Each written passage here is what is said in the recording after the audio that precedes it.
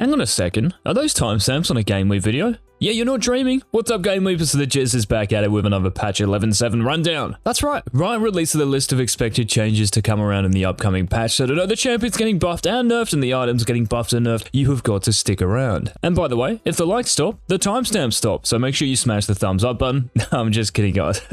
Or am I? Now, one thing I'm definitely not kidding about is the amazingness of the GameLeap website. Why do you think thousands of your fellow summoners are signed up? No doubt for more of the cheers, but to also reach their potential, to discover what their peak rank actually is. So if you want maximum gains this season, guys, click on the links in the description or comment section. Alright, let's get into it, and we're going to structure these a little differently. And the first set of changes we have to talk about are the champion buffs. So listen up, some red hot details in here. Now, the first of 9 champions listed for getting buffed is one of the most notorious on the Rift, and I know this is going to cause a lot of commotion. So if you play League to go 110 every game, you will be pleased to know Yasuo is on the buff list. Yasuo, I know, crazy, right? Now, despite being one of the most popular and banned champions in the game, the truth is, guys, that this win brother isn't performing that well across the board. With mages in a strong spot and other AD mid laners in a better position, Azagi has fallen out of favor. The Ravenous Hunter nerf and Immortal Shield Bow change from 11.6 haven't helped either, with Yasuo's win rate dropping over 1%. So our initial reaction to this might be, oh my god, but it actually looks warranted. Now, up next we have a champion who has been one of the most consistent marksmen in the game this season, but she has a 43% win rate and high elo. So guys, if you like playing Ashe, next patch you will be stronger. In pro play, Ashe has rarely been picked so far this season, despite bringing so much to the table, and that's simply because when you compare her to the best ADCs of this meta, like Tristana, Jhin, and Kai'Sa, she does not hit as hard, and is more killable. The extra shield and AD you get from the updated shield bow is no doubt useful, but not enough to let you compete with the OP AD carries. So I'm interested to see what Riot do here, and before they increase your hawkshot speed. Now I'm going to stay in the bot lane for this next champion buff, guys, and this marksman, I swear, has been buffed every patch this season. Well, time to gear up for another one. So for Varus, guys, yes, like Ashe, you haven't been picked that much at all in the pro scene, and share the same issues. You don't have the same damage output as the top AD carries. Like, after you use your Q, what do? And getting peel is as likely as pro guys stopping their ads on our videos. Speaking of which, can you guys throw another one at us for sake of variety? Double F's getting kind of boring. So Yasuo, Ashe, Varus, who could be next? Well, I know, it's a Mumu. Now, who can remember when this green cube was picked a heck of a lot more because he had like a 60% win rate or something ridiculous in the preseason? Well, maybe Riot have plans for returning Mumu close to that form because they buffed the mummy in 11.4, buffed some for our ages last patch or 11.6, his go-to mythic, and are buffing him again in 11.7. Even right now, he's a very good pick in low levels of play, but yes, the higher you go, the weaker he becomes. A 42% win rate in Master and above tells the story. So interesting what Rito will change here, and they have to be a little careful not to make him too broken for lower elos. So for those of you who like wielding maces and looking like Sauron, Mordekaiser is getting buffed. The Seeker's Arm Guard nerf and Rav Hunter nerf from last patch certainly haven't helped you in your top lane quests in 11.6, and a 39% win rate in Master and above sums it up, so a justified buff it seems. And by the way, guys, any thoughts on the listed changes, let me know exactly what they are in the comments. Now, if mages weren't already good enough, one of them is getting buffed, and this could be huge because she is one of the best assassin counters in the game. So if you want to put a stop to all those Katarinas, Zeds, Talons, Akalis you see, well, Lissandra is going to be better. And unlike a Mumu and Mordekaiser, Lissandra doesn't fall off in high elo. She more than holds her own, and with the updated Everfrost can be a very strong pick. If you can get within a screen's distance of an enemy champion after using your E, there's no reason that champion can't be CC'd for at least 3 seconds with your kit. So if you're a mid laner, look out for this one. Now let's head back into the bot lane for this next champion buff, guys, and this support hasn't really been picked this season, just because Leona, Rel, and Alistar are far more effective. So for those of you who like a dirty Mo, you'll be pleased to know Braum is getting buffed. Now Riot did buff Braum's ultimate in 11.4, but it hasn't really been enough. He still feels underwhelming to play. So hopefully Riot increase your W's range maybe, or make your E block the first projectile like a Thresh Hook or Morgana binding. Those sound legit, but who knows. Now we're going to head into the jungle for the penultimate champion buff, guys, and this one hits different, because in high elo, she performs very well, but if you don't know how to play her, pretty trash. So Kindred is going to be stronger next patch, guys, and it's a well-known fact that she has been one of the worst junglers across the board this season. She doesn't clear camps with multiple targets well at all, because she doesn't have any proper AoE. So think of Krugs, Raptors, and Wolves, and compare this to how Hecarim clears these camps, or Lilia. It's night and day. Now in high levels of play, Kindred does boast a 53% win rate, since Riot buffed Gromp and the healing from Smite and 11.6, so 11.7 is looking promising. Now the last champion buff we have to talk about, guys, is coming to a top laner who honestly is only talked about by the one trickster play-in, but what's funny is that he was one of the best performing champions on the Rift, until you start to climb to Diamond and beyond, that is. So for Yorick, guys, that shovel of yours is going to be scarier. Now, Yorick has always been great into tanks, and this won't change, but he struggles to duel it out with the best fighters and bruisers. Fiora, Jax, Aurelia. So hopefully the 11-7 buff lets you headbutt these guys with more force. So those were the buffs, guys. Are you happy with them? Did you want your champion to get buffed? Let me know in the comments. But it's now time to dampen the mood, unfortunately, and talk about the 11-7 champions getting nerfed and whether they are worthy. So first up, we have an AD carry who has been the most played champion for the whole of Season 11, and I think it's safe to say that we are all suffering from Kai'Sa fatigue at the moment. Like, she's picked in every game, it seems, whether that's in bronze solo queue or in the top pro matches. Her Kraken Slayer spike, her unique assassin-like playstyle, her single target damage, these all make her very OP,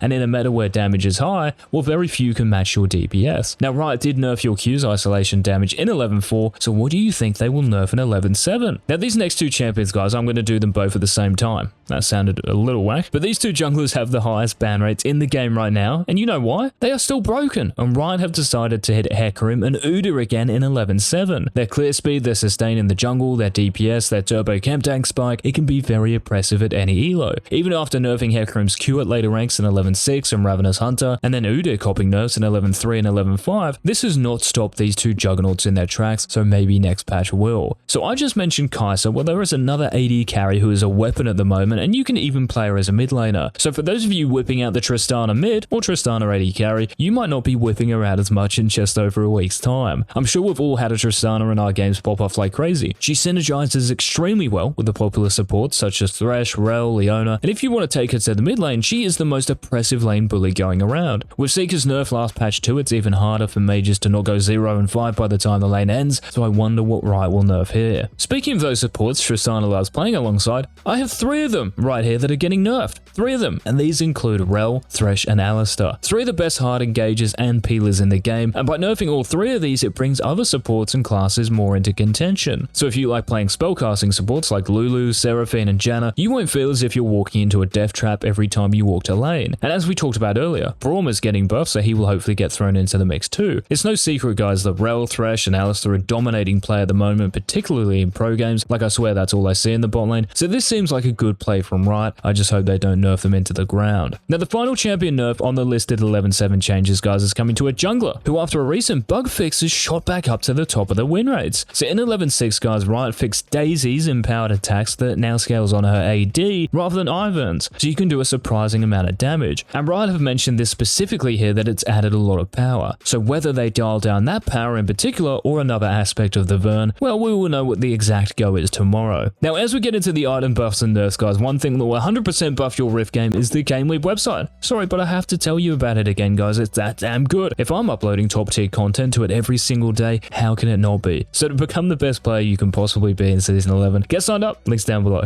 Alright, so the first of 2 item buffs coming up, guys, is to one item that Ezreal builds and maybe a few AD assassins, and that is Cyrilda's Grudge. And I'm willing to put money on it that some of us still don't know what this item is or does. It's meant to be an anti-armor item, and it is. It just costs 3,400 gold, and yeah, it's rarely picked, so this buff seems warranted. And then the other item buff is to a mythic that way more champions are interested in. So if you're a Camille, a Wukong, a Fiora, Trinity Force is getting more juice. And rightfully so, this item straight up sucks. So much so that Fiora builds Immortal Shield Bow as her mythic instead, and Wukong builds Divine Sunder instead. Like, does paying 3,333 gold for 25 AD seem worth it? No. It's about time the TF got some love here. Now, this one isn't listed as a buff, it's actually an item adjustment, but most of the time this does mean buff, so I thought I'd mention this here. And this change is coming to a mythic item that will affect 2 nerf champions we just talked about. So for Hecarim and Udyr, guys, Turbo Chem Tank is getting tweaked, and Riot have specified less speed and more other stuff. So allegedly it will still cost just 2,800 gold, which is a big advantage in League and Mythics, and the loss of movement speed, yeah, it's an important stat on the champions that buy Chem Tank, but to really know if this is going to be worth it, we'll have to find out tomorrow. So we're now on to the last part of the video, guys, and this of course is the item nerf section, and these are more often than not what really determine if a champion or role is going to be trash tier or OP tier. So here we go. The first listed item nerf in 11.7 is to Everfrost. Now what sucks about this is the mages who do build Everfrost and still suck, like Ryze, are going to be in a world of 11.7 pain. I mean, the entire mage class will feel whatever nerf is around the corner, so we'll have to keep our eye on exactly what this is, because it could have a major impact. And then we have a nerf coming to an item that is being bought by Fioras and Corkis and Ezreals, and this is Essence Reaver, an item that Riot have buffed multiple times since was changing it in the preseason, well now the tables have turned. So for just 2900 gold, it's a very attractive first item. You get a good chunk of AD, ability haste, crit, and a passive that restores your mana after using an ability. So for spellcasting AD champions like the ones mentioned, this is very handy indeed. Again, what Riot will nerf, only Riot know. I mean, they probably don't even know, but yeah. Now the last item nerf on this 11.7 list, guys, is to an armor penetration item that ADCs enjoy building into tanky comps, and some AD assassins too. But these comps will seem tankier next patch because Lord Dominic's Regards is copping it. And remember, Riot are buffing Serulda's Grudge, the other armor penetration item. So hopefully you will have two viable choices here if you need to shred that enemy beefiness. It doesn't help when the Grudge is 500 gold more expensive than its counterpart, so maybe this is what the balanced team target. So those were the listed changes for 11.7, guys, which will be dropping in around 10 days time. And for the actual changes, if the Riot devs release the information at the time they usually do, I'll be back same time tomorrow to give you the rundown you desperately need. So make sure to hit that sub button and the bell so you don't miss it. And until then, this has been Coach Cheese. Boom.